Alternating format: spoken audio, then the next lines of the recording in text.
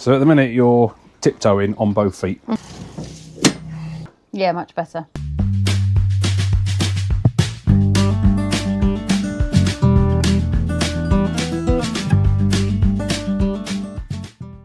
Welcome to the channel, welcome back if you've watched before. Now in this video we're going to do something slightly different to what we normally do. We're not out riding our bikes today, even though the weather is glorious. We're going to be working on this. This is Louise's CB500F. Now if you've watched the channel before, you know that we bought this bike in preparation for Lou passing her test, which you haven't done yet, but it's coming soon. But when we bought it, we knew that the bike was slightly too tall for you. We knew that, didn't we? So what we're going to do today in this video, I'm going to lower it with a lowering kit, and I'm going to show you guys step by step on how to do it and how simple it is. And hopefully it will give you guys encouragement that are coming up from a 125 and thinking about buying something bigger.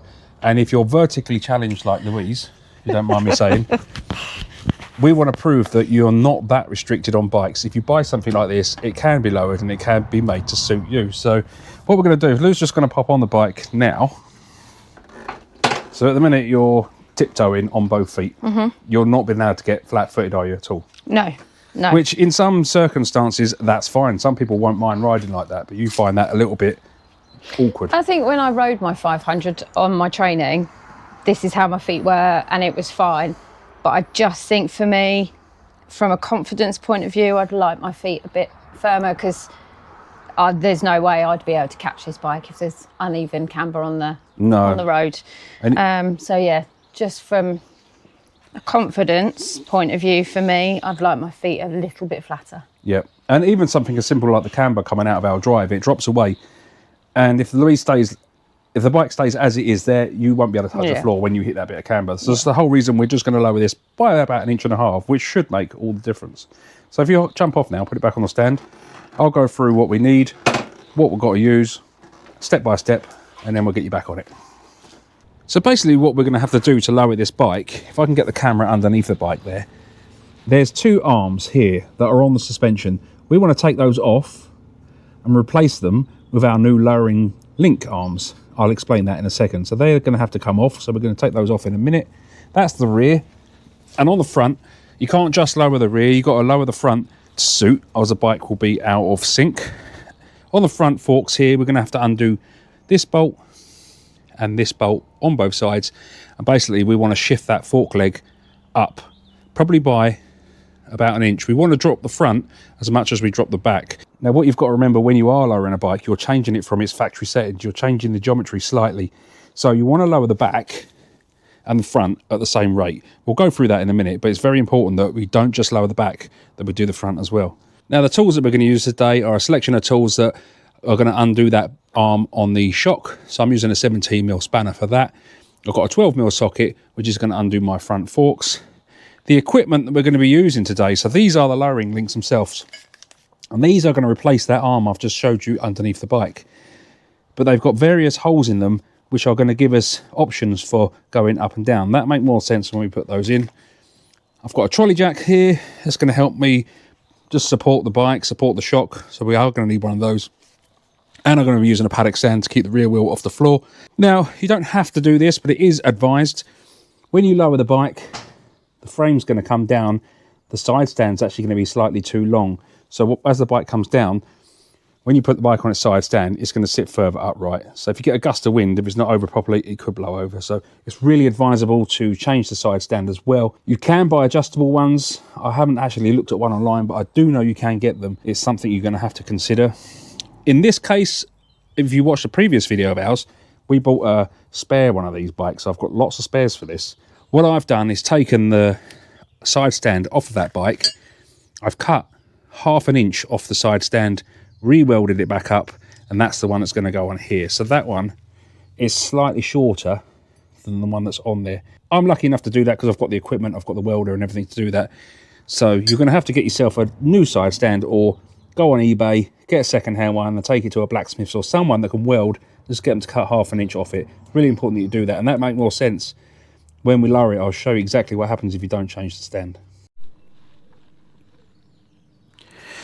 Now I'm going to put the trolley jack underneath the shock itself, the shock arm, to support that, to stop that dropping down. But I also need to support the bottom of the frame or the bike somehow. Because I've got this on this paddock stand, if I was just to undo that link, the swinging arm will go up and the bike will just drop down too low and I will lose control of it. So I've got to just support the bottom of the bike and the bottom of that shock, and then that'll be fine to then undo these links. It's much easier if you've got a centre stand to do this, because then it's just a case of undoing the links. Job done. There we go. I'm just going to pinch that up. I'm not going to lift the bike. I don't want to lift the bike at all. I just want it to support. So that part of the wood is sitting on the piece of the frame, so I know the frame and the bike's not going to drop. And this part of the timber I put in is just going to sit on that lower arm.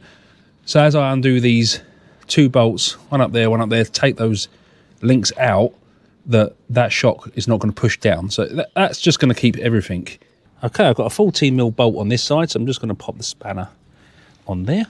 And over on the other side, I have a 17mm nut. There we go. That wasn't too bad at all. Again, it's going to be tight, but I just got to put some pressure on that. Lovely. There we go, that's the top bolt off. So now what we're going to do is take those 2 bolts out, replace the links with the new one, and set our height. Louise has just come out just to steady the bike, because now the drop links are out. I just want to make sure that it doesn't move. So Louise is just going on the other side of the bike just to make sure it's all steady. So that top one is out now. I've just got to pull the bottom bolt from the bottom arm out. And there we go. That's the 2 link arms that we're going to replace with these. These are now longer, which will make the bike lower. So I'm going to put these on now, and then we'll put the bolts back in and we'll see how low the back is. And then all we've got to do is the front, and it's as simple as that. So we've got these 2 off, and I've just put the new ones on. The top bolt is in. I haven't tightened it up. I've just left it tweaked for the minute. We've got to get one of these holes, whichever one we decide to use. I think I'm using this top one here. That's going to lower us by 1 inch. But you can see the hole that I took the original bolt out of, which is the ones these fit, are now not lined up because this bar is longer. We need to make this longer to make the bike lower. So I just need to lower that jack slightly.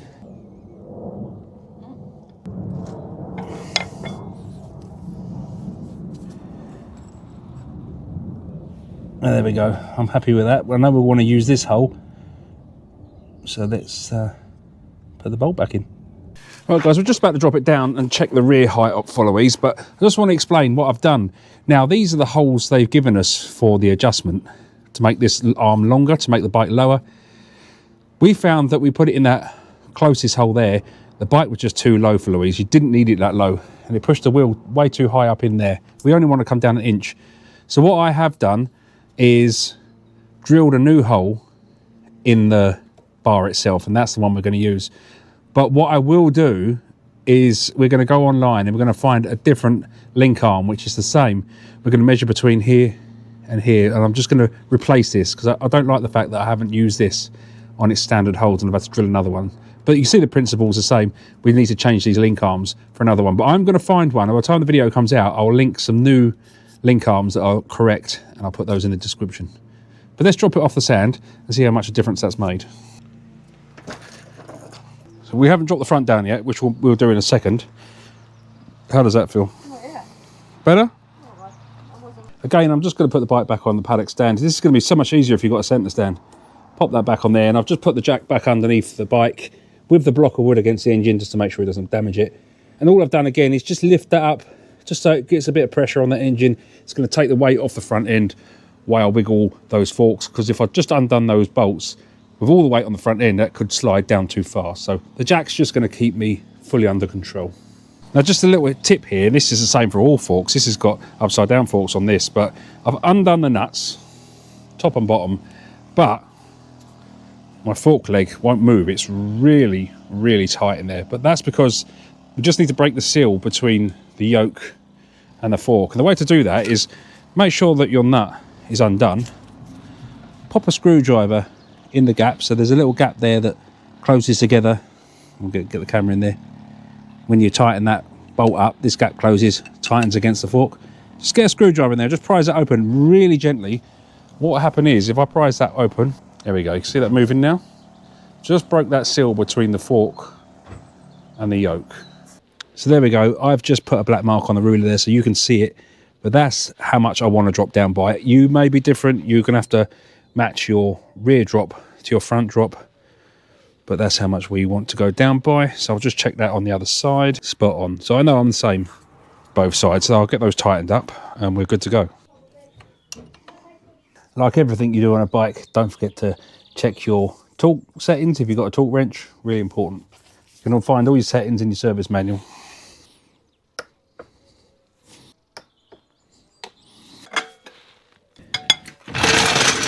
Right, the last job is just to switch out this side stand with my modified shortened stand. Get it off the stand. Louise has got the camera, but we're going to swap in a minute. She's going to do the gram reveals. Drop it off the paddock stand.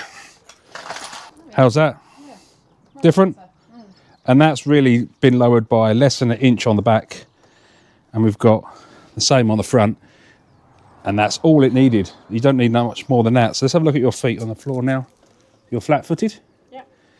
We've still got plenty of room between the back wheel and the arch, so we haven't dropped it down too much. Let's have a look at this foot. There we go. What a difference that makes just by taking it down that little amount. Just put that stand on, that's made all the difference. If I come across to the front of the bike now, you can see that's leaning over as much as it did with the standard suspension arms in. So that's back to leaning over as much as I want. It's really hard to pick up on the camera, but it's absolutely fine. If we didn't do that and that original stand was left, the bike would have sat up there somewhere, and you only need a bit of weight on the back or a bit of luggage to make that back end go down, and that was at the point of tipping over. So it's really important that you change the stand or get an adjustable one, like I said. But it wasn't too difficult, and that's taken no more than about 3/4 of an hour to do the whole job. And now that's set ready for Louise. She can use that bike with confidence now. And they do these drop links for all bikes, most bikes. Suspension setups are different on some bikes, but it can be done. It's just a case of following the instructions that come with them. Go onto YouTube, someone's probably already done it. It's a really easy job to change over. Like I say, really easy to slide those forks up through the yokes to drop the front down a little bit. And that's all the tools are used.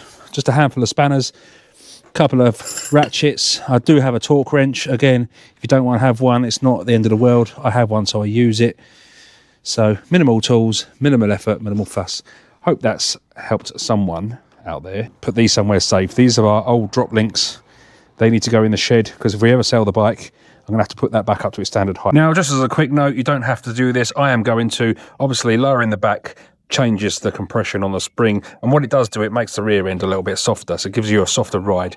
So you do have to be a little bit careful how much luggage you carry on the back, because it has changed. You can combat that by upping the preload on the spring, i.e. you're going to put more tension into that spring. You're going to make that spring a bit tighter, so it's not so soft on the back. Easily do that by one of these. This comes as part of the toolkit on the CB500. I think most bikes have one of these in the toolkit, and basically it goes onto the top of the shot in the little notches there. It fits that key, and you just wind that round either clockwise or anti-clockwise. Put more preload on the spring or less. I'm going to put a bit more just to stiffen this bike up, but it's just worth noting that when you do lower a bike, that back end will be a little bit softer, a bit of a more of a bouncy ride. Anyway, I hope you enjoyed the video, and we will see you in the next one.